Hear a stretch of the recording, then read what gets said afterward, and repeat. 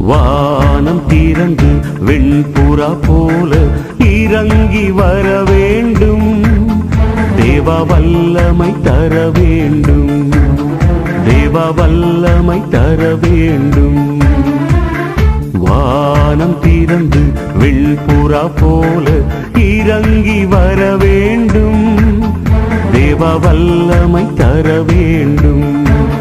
தேவ வல்லமை தர வேண்டும்.